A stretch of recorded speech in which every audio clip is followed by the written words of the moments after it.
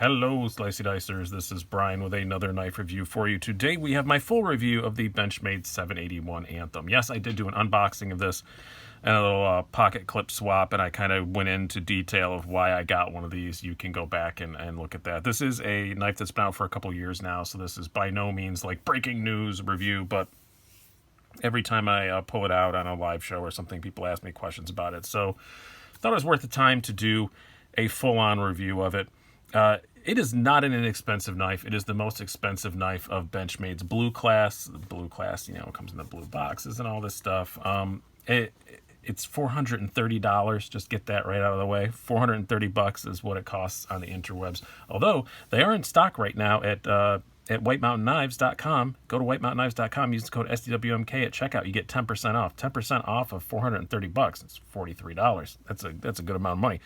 And you may want to spend some of that money on it immediately to make a modification. We'll talk about that more in just a second.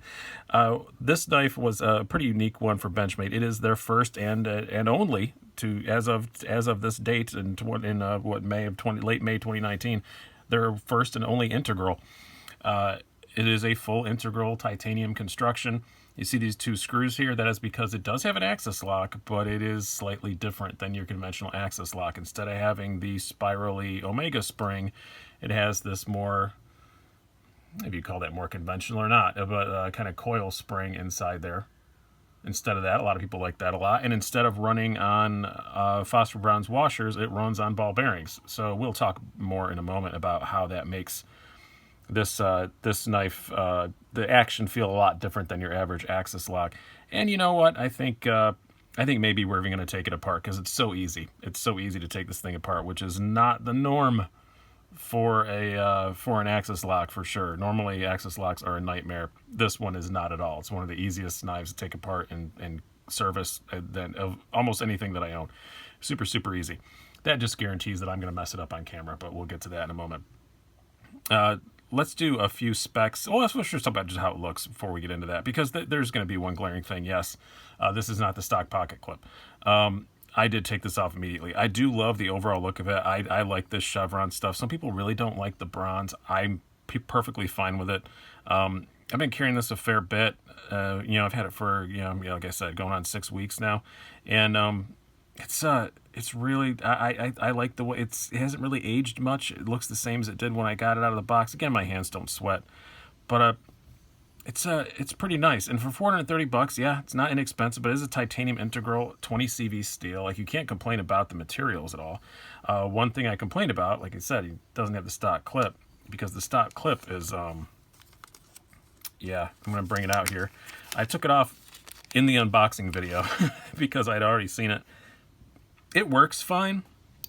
It's a nice milled, nice construction, milled pocket clip. It works fine, but it looks like that. And no. Like, I feel like if this review was on network television, they'd have to blur that. I just don't care for the look of that at all. I know Zach Stuff, who kind of helped me get my hands on one of these. I know he swapped over to an MXG Gear clip. The Anthem does have a different pattern, so you can't just use any old Benchmade aftermarket clip. You do have to get an Anthem specific one. MXG Gear makes some good ones. I have a different one than him. They do have a bronze that I've been told actually matches this pretty well, but I went with the gray just to be safe, and I think it looks cool. It matches the blade finish very well. Matches some of the hardware well. I think that looks pretty cool. So I really do like this clip, and with this clip, this knife is fantastic. With that clip, like I said, it worked fine, but I don't want that sticking out of my pocket. I don't feel like I would be allowed near schools with that sticking out of my pocket, so I went with this one. But let's do some specs and size comparisons before we get too much farther. Stop talking about that clip and start treating this like a real review. I just wanted you guys to know that most of this review is going to be with that aftermarket clip. You have an overall length just a hair over 8 inches, blade length dead on 3.5 inches, a blade thickness pretty thin at 0.11 inches, and you have a handle thickness of 0.43 inches and a weight of, on my scales, 3.68 ounces. That was with the stock clip. I haven't weighed it, I think, with this one, honestly. I'm not really sure. I assume that drops a little bit. Maybe it doesn't. It's going to be decimal points, though, if it drops anything. Do a few size comparisons. We'll bring up one of our standards here first. You have your Spyderco Paramilitary 2. As you can see, we're going to do these one at a time, so I'm not going to line up. As you can see, pretty similar in overall length to a PM2. Compare it to your Benchmade 940. It's just a little bit bigger than the 940, not dramatically so. I know in looks they don't remind each other of much. This is a Pardue design. This is, I don't know a designer attached to this one. I haven't heard a designer attached to it. It's an in-house design, I guess. Osborne, sorry, not Pardue. I always mess those two up. It's Osborne design. This is just in-house, but it's just a little bit bigger. But it doesn't feel like it. But in some ways, it feels a lot like that. It's weird. It feels like a fancy 940 in overall feel and carry and stuff. Feels like a really nice fancy 940. And that's a compliment. That is not an insult. And then another one I want to bring out. This is not mine. This is a loaner, but this is another. It's out of production now, but another production, titanium integral folder. This is a Spyderco Nirvana. Since discontinued, I am not doing a battle to the death with these two before anyone asks, only because I am getting a loaner Paisan. The new. This is a Peter Rizzenti design. The Paisan is the new Peter Rizzenti production Spyderco folder, which is also a lot of money, just like this one is. So those, I'm going to compare those two, but I'm not going to bother doing it with the Nirvana because you can't get them anymore. So not gonna do it. All right, talk more about this knife specifically. The blade on this 20 CV steel, pretty thin blade, very thin blade stock actually. Can't complain there. My only issue with it is I wish it was a bit thinner behind the edge. It's 24 thousandths behind the edge. It's just fine. It cuts fine. I don't have a big problem with it. Just this nice thin blade stock. I wouldn't have minded if they put a little bit more degree on this on the edge and made it a little bit thinner. That would be nice if it was like Wii. If this was a Wii, it would probably be 16 thousandths tops behind the edge, where this is 24. It still cuts fine. It's got the usual Benchmade kind of. I always word it as like a toothy working edge. They don't do like really high polished fancy pants finishes. And again, even though this is $430, it is just a blue class. It's not one of the higher end gold class ones or anything like that. I don't know if the gold class ones have better edges. I haven't seen one. As far as quality goes, though, the grind's perfectly even on it. I had no issues there. And it's got a nice tip on it. It's a very good EDC blade shape. I don't have any issues in actually using it. I think it's just in my mind. I know it's 24 thousandths behind the edge, and I just wish it was less. So that's more of a mental issue than anything else. As far as the ergos go, very, very good. Fits in my hand well. Again, large size hand, skinny fingers, and it fits my hand very, very well. No hot spots at all. And again, I've used it solely with this clip. I don't think, as soon as I took it out of the box, I took the other clip off, so I can't comment on that. But no hot spots with the MXG Gear clip. No jimping, but it doesn't really need it. You're locked in pretty well, and honestly, this is a knife that you're not. It's a $430 knife. So yeah, a lot of people do beat the hell out of $430 knives, but I don't think a lot of these are getting really used super hard. I definitely use this one, but I wouldn't say that I abuse it by any means. I wouldn't mind if there was some jimping up on top of the blade. That wouldn't bother me too much, some light jimping, but it's fine as it is, I guess. Other than that, great ergos, works really well. Carry-wise, again, this is slightly invalid because I put an aftermarket clip on it, but we'll do it anyway. Bring out EO Wranglers. Obviously, with the stock clip, it would sit higher, and you'd have something vulgar looking sticking out of your pocket. So with the stock clip, it would be sticking out about that far. With the MXG Gear one, which I think this clip was $23, if I remember right. It drops down far, but this still applies. As far as how it goes in the pocket, hand slides right by it. There's no flipper tab sticking out. It's very slim in the pocket. 3.66 ounces, not bad at all, especially considering it's an integral. That is not bad at all. And there's something. Oh, I recorded another video, so my machine error pen was still in this pocket. What a surprise. I'm normally not used to sticking my hand in these prop pants and finding something in there. That distracted me for a moment. I apologize. Now, as far as the action goes, that is, the party piece of this thing.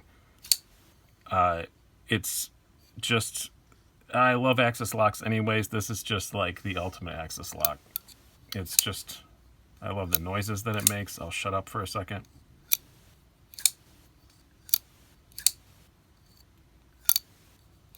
It's just awesome. And of course you can open it. When you open it with the Axis lock, it just makes a nice tang, which is really good. I do really like that. Now I will say there is a bit of an anomaly with this. And I know other people have mentioned it in previous reviews, but the bearings do run directly against the titanium, which is, I don't think it's going to be a problem for most people, but it is not ideal. And in the way that they are, you don't, even with the tension off. Now you'll see when I take this apart in a moment, I put some actual nano grease in this instead of the oil, and mine is very, very, very, very, very, very smooth, but you can still feel the balls rolling against the titanium, just ever so slightly. Putting the nano grease in it got rid of 95% of that, but you will see people comment that on an Anthem, you can kind of feel the balls rolling. It is not an issue whatsoever. And like I said, with the nano grease, 95% of it's gone. I think if it came this way, I would have not even noticed it or ever even commented on it. But since I was trying to get rid of it, I still noticed that it's there just a slight bit as he's moving the blade with his fingers in the way. Knife safety. But you do notice that a little bit. But it's just a glorious thing to play with. It's just fantastic. I am extremely happy with the action on this. It is, kind of the primary reason to get one of these, because you have a lot of options for really nice knives at 430. We'll talk about at the end, but this just has that amazing action. And if you like the Axis lock, this is the best version of the Axis lock that you can get. So I do really, really like that. Now, at this point, we normally go to conclusion, but I'm actually going to try and take this thing apart here on camera. So let's get to it. I'm not even going to bring out the mat because it's just so easy. I'm not going to service it because I just did that a while ago, but all you really got to do is knock out this screw.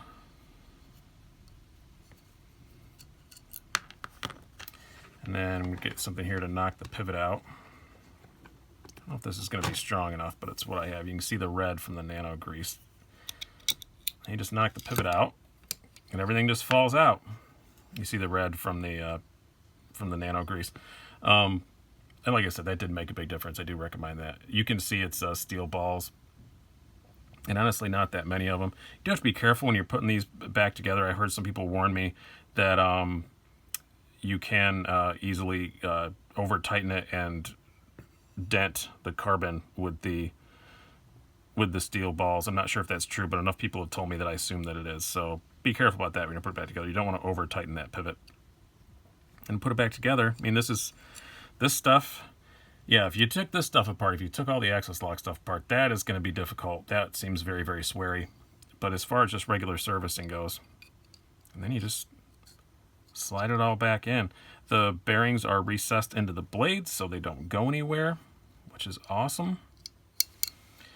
And then it makes it a lot easier if you pull the tension back on this. And that's it. Pops right back in. I'll put some Loctite back on this when I'm done. But that's it. Super, super easy, except for that I can't see because I was looking through the camera. There we go. Look around the camera, Brian. And again, you don't need to put much tension on there. That's why I said about the Loctite. Yep, and it's just back to the gloriousness that it was before. Again, I would recommend if you have one of these, I think that is a bit of a trick, that nano grease or, some kind of really good, some bearings like grease. I've mentioned before from being a bike mechanic, I was always told bearings get grease. And so that is kind of my go-to on bearings that are spaced far apart like that. Bearings that are spaced closely together, no, I'll put KPL or nano oil or something on them. But bearings that are spaced far apart like that, like this and ZTs and stuff, they seem to respond really well to the nano grease. So give that stuff a shot. But that is kind of my final review of the Anthem, the big, elephant in the room, $430. And the most common thing people say is, that's Sebenza money. Well, it's not a Sebenza. It's not a Chris Reeve Sebenza. It's a completely different thing. This is a drop shutty, fidgety, fun knife. The Chris Reeve Sebenza is a heavy duty, really nicely made work knife. They're completely different. Also, something, like in this price range, you could get a Hinderer or something like that. You get a lot of really nice stuff for $430. Do not get me wrong. But that is not going to make me say this is not worth $430. I'm just like, I want to pay $430 for a Benchmade. This is a completely different Benchmade than your average. The lock system's different. It's an integral. The only thing that's the same from your average Benchmade is it looks kind of like a Benchmade and it's got the butterfly on it. Other than that, it's kind of a totally different animal. And I think it's worth the $430. And as I said, the White Mountain Knives, you get, $43 off of that. So I think it's worth it. I do like it a lot, but I am kind of a Benchmade fan, and I'm a big Axis lock fan. So this is the fanciest Axis lock, so of course I like it. That's just a logical end to that sentence. But go check one out if you haven't picked one up. I was semi-interested in them from looking at them, but it wasn't until I got one in my hand that I was like, oh yeah, I gotta grab one of these, and I'm so glad that I was able to. So I hope you guys have enjoyed this and my full rambly long and the world's quickest disassembly video. So I hope you guys have enjoyed this. I've been Brian. Have a good one.